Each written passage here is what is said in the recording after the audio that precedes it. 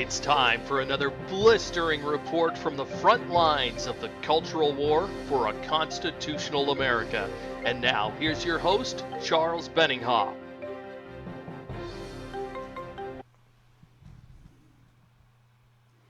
Well, if you already believe that the investigation of Hillary Clinton's private email server stinks to high heaven, just wait until you hear this, because new evidence continues to surface. And make sure you got your jocks on tight and you're sitting down, because this is explosive. We're calling on Congress once again to impeach the Clinton Coverup commander, James Comey, the multimillionaire FBI director who gained his personal fortune by working for the Clinton Foundation and their donors, such as Lockheed Martin and the Hong Kong-based alleged money laundering bank known as HSBC Global. The House Judiciary Committee was shocked to learn that the FBI, under Comey's authority, agreed to destroy evidence in the case against Hillary Clinton. Yes, the government itself, under Comey's direction, agreed to destroy evidence, and this is absolute dynamite. This was done in a secret side deal made with two of Hillary's closest advisors, a pair of attorneys named Cheryl Mills and Heather Samuelson. It seems as if you're a Democrat and an attorney, you get away with murder in Washington, D.C., literally. It was also done with several other Clinton co-conspirators, as fully described in prior videos in this channel. Just search my channel for the word Comey. As we pointed out in that prior video, James Comey was paid an annual salary as high as $6 million per year, working as a general counsel, a lawyer for Lockheed Martin. Lockheed Martin, by the way, is a major Clinton Foundation donor. Then Comey took a job on the board of directors for the HSBC Bank. This was the bank that was basically let off the hook when it was caught laundering money for Mexican drug cartels and terrorist groups, according to news reports around the internet.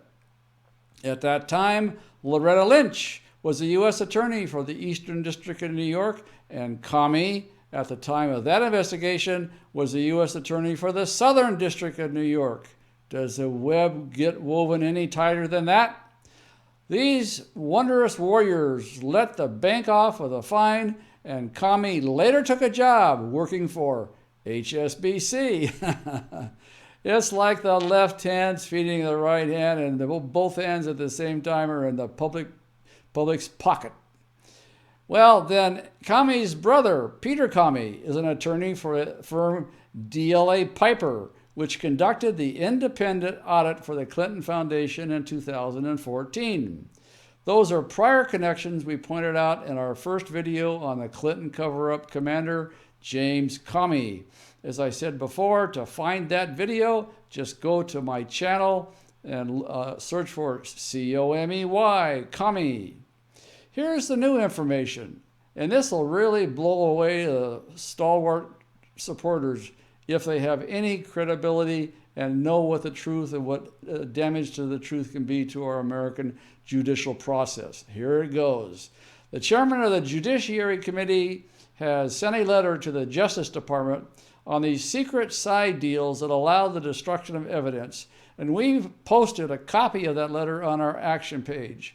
I'll tell you how to get there in just a moment with the help of my loyal aide, Bob Mallory. That letter asks a critical question, and I'll read it for you. Why did the FBI agree to destroy both Cheryl Mills and Heather Samuelson's laptops after concluding its search? ? This is so crooked that I can't even begin to describe it. Preservation of evidence in a criminal investigation is critical. Imagine a murder investigation in which there's not quite enough evidence to bring the main suspect to trial, and the prosecutor, all on his or her own, decides to burn all the DNA evidence. How crazy is this cover-up? Because those computers are essentially DNA evidence. They're DNA evidence that hold clues to what happened that will only become relevant when additional information comes forward. But Comey being a commie and part of the Clinton cartel, has decided single-handedly, unilaterally, to destroy this DNA electronic evidence. Now, let's turn to these two women lawyers. Who is Heather Samuelson? Well, at this point, she's practically a ghost. We know that Samuelson is an attorney and that she worked on Hillary Clinton's 2008 presidential campaign. Then she worked as an aide to Hillary Clinton at the State Department.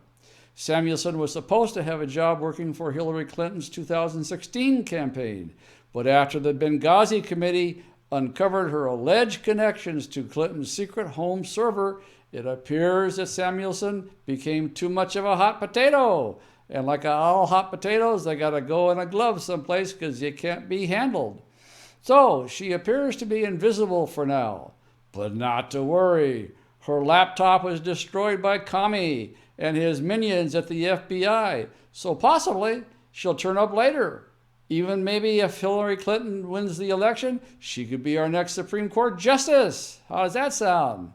Cheryl Mills, on the other hand, is much more of a grandiose figure, so the Clintons have not been able to shove her down the memory hole. Mills worked on the Clintons' legal team when Slick Willie was impeached for lying to the grand jury. She was Hillary Clinton's main lawyer at the State Department. But what did she do in the intervening years between the Clinton White House and the Clinton State Department and Bill Clinton's grand jury problems? Well, let's check and see. I quote, Cheryl Mills and Loretta Lynch worked together as partners in the Washington, D.C. law firm Hogan and Hartson, which prepared the tax returns for Bill and Hillary Clinton. The law firm also worked on patents for the software company that helped set up Hillary Clinton's home email server. Close quote. That was from the WorldNet Daily, one of the most reliable sources of news on the internet. So you don't say. They were really working together, weren't they? Cheryl Mills worked with Coverup Commander James Comey's boss, and they did work for the Clintons. James Comey signed off on a secret side deal in which the FBI destroyed the laptops of Cheryl Mills and Heather Samuelson. Well, I have to ask this question now. How many dots does it take for Congress to find a connection here? How many dots? The last video I did, it was enough, should have been enough to launch a formal investigation. This video concludes with even more evidence showing that these folks are an internecine warrior group fighting for their freedom and their money. And you know what they're doing to America all along the way. Well, you know, sometimes you win on these things and sometimes you don't. But maybe we're the only voice out there brave enough to speak these truths. But I guarantee that there are more connections, and we're going to find them.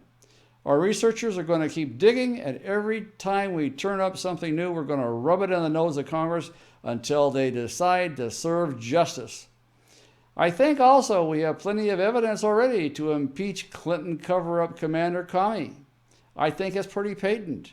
The fact that Comey did not recuse himself from the case and appoint an independent investigator speaks volumes, and that is why we're calling for impeachment charges against him. Well, as for you, the visitors and the viewers, you can make a part of this historic campaign a part of your personal history. Just go to our action page today and start sending personalized letters to Congress calling for the impeachment of Clinton's cover-up Commander James Comey. Stay tuned for instructions from Bob Mallory on our next screen. This is Charles Benninghoff signing off and wishing you freedom, fulfillment, and God's many, many blessings. Tell Congress to impeach the Clinton cover-up Commander James Comey. If you're on our action page on our website, just use the form to the right of the video screen to select a program. If you're watching this on YouTube or Facebook, click the icon appearing now to find a link to our action page, or check the video's description to find the link. Speak out today.